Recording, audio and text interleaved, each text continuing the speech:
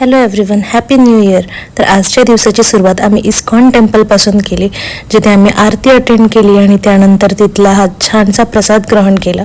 आणि येताना मग आम्ही ताडगोळे घेतले, कारण की या सीझनमध्ये ताडगोळे इतके दिसत नाहीत आणि अचानक होते. आणि येता येता आमच्या फेवरेट कॉफी शॉपमध्येही गेलो, जिथे आम्ही कोल्ड कॉफी आणि फालुदा खाल्ला. त्याचसोबत इथे आल्यानंतर आम्ही फ्राईज कधीच विसरत नाही, तर खूप दिवसानंतर आज फ्राईजही खाल्ले इथे.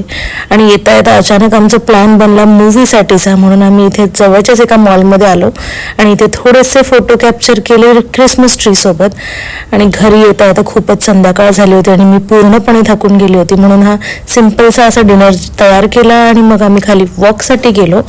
खाली वॉक करताना खूप छान वाटतं, कारण की क्रिसमस आणि न्यू इयरसाठी सोसायटीमध्ये अशा प्रकारे खूप छान डेकोरेशन केलेलं आहे आणि खूप छान लाइटिंग्स आहेत, त्यामुळे खूप छान वाटतं खाली आल्यानंतर.